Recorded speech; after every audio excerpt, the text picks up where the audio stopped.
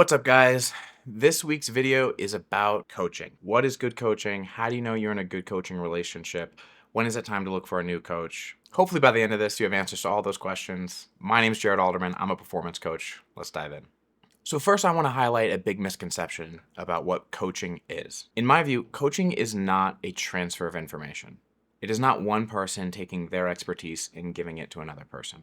That happens in the context of coaching, but it's hardly what coaching is about. This isn't to say that you can't pursue coaching because your reason for getting into it is you want to learn more about poker and even learn more from how a particular player plays and what they know. But there's an incredible body of evidence that shows that if this is all that the coaching is about, it will be very unlikely that you learn any of it. The core of coaching is really about developing a human being. It's a relationship. And like all relationship, it depends on far more than just the information being transferred for that relationship to actually be effective and accomplish what you want. A really good example that highlights this comes from the book On Becoming a Person by Carl Rogers. In the study reference, they're looking at different therapeutic approaches and how it helps the clients. I understand that coaching's not therapy, but I still think the insight here translates. So the three methods of therapy that were compared against each other are what was called learning-focused therapy, people who got no therapy at all, and then people who got client-centered therapy. The learning-focused therapy consisted of pointing out behaviors that weren't satisfying or weren't accomplishing what the client wanted, objectively discussing why the client did it, and then learning better behaviors that would produce the results that the client wanted. The learning-focused therapy group did worse in all metrics of improvement when compared across the people who didn't get any therapy at all. I think this is really telling and is really at the heart of why so many people have such unrewarding experiences in coaching. It's because many coaches are just focused on exactly that kind of approach. What are the things you're doing? Why are you doing them? And how can I just tell you how to do what things you should be doing instead? And if that's all that coaching was, I would agree with most of the critics. The most common criticism out there is why get coaching when there's so much information available today? And the reason is coaching's not about information. It's about the relationship. Client-centered therapy specifically puts the relationship ahead of all other things and when it comes to therapy, and I really believe we as coaches should strive to model this behavior. Saying good coaching should just be delivering good information. It's like saying all babies need to mature and develop is calories. All babies need to physically grow is calories, but to mature and develop, they require far more. And similarly, us as players, we require so much more to develop to our full potential than information and habits and how to play.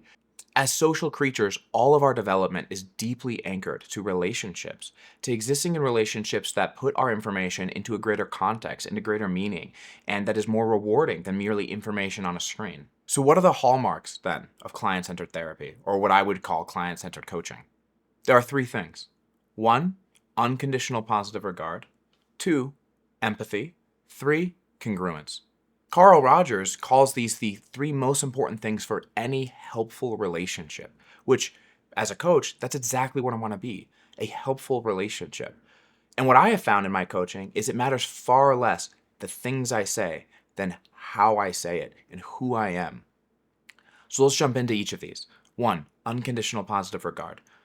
It is so important that your coach treats you with unconditional positive regard, that they don't treat you as a burden or as a problem, and that they treat your experiences and the things that you're going through as valuable parts of who you are as a human. I don't think it's that hard to see why this would be so important in a coaching relationship. So many times the things that are holding people back is purely their own relationship to their growth as a person.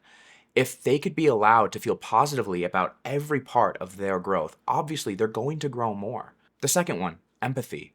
And this is really just a willingness to view the world from the other person's perspective, to see what are their limitations, what paths do they actually have available to them, what are the symbols that are meaningful for them. It is so common in coaching that coaches will be frustrated at the student's inability to do a particular thing, but that is just an avenue available to the coach, not the student. The student may have a totally different set of strengths and weaknesses, and the coach needs to take that into account. And empathy is what allows you to do that. What are the moves that actually are available to my student where they're at today? And what are the things I can actually advise them on how to behave? And the third, congruence. Congruence is just the idea that what I'm experiencing internally, I express externally. I'm not holding parts of myself back from the relationship. And this is really important for building a connection with somebody. You're going to feel connected to your coach and that this matters to them and that they're a part of your journey when they're congruent, when they're putting themselves into the coaching. In my opinion, if you're not getting these things from your coach, if you don't leave your sessions feeling like your coach cares about you, like they give you unconditional positive regard, like they're willing to view things from your perspective, and that they were honest in who they were showing up as and genuine, you're not going to thrive in that relationship. And when coaching starts being looked at as the value of a relationship in your life that is helping you learn the best from yourself, then it's easy to see it doesn't matter how much your coach knows. If they're not providing the right environment for you to learn it, you're not going to. In fact, you're going to learn less. You're going to regress. And I know so many people who have had coaching relationships where they have left it as worse players than when they started it. And in my opinion, most of it comes down to it was a bad relationship. It was not healthy. It wasn't helpful. Good coaching should provide the environment for you to explore and learn what you have to learn from yourself and from your coach, but it should all feel like it is your learning. There's no better knowledge than self-knowledge. Knowledge that comes from within you, that feels like you answered the questions yourself, is the most valuable. Coaches' jobs are to provide the environment in which that exploration can happen, and it can only happen in the context of a healthy, stable, secure relationship. So I'm going to end this video with this.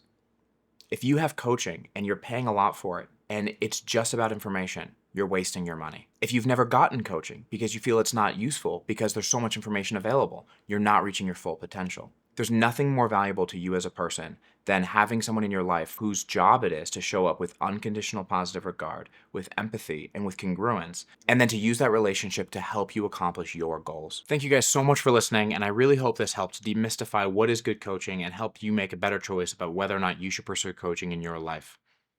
Until next time.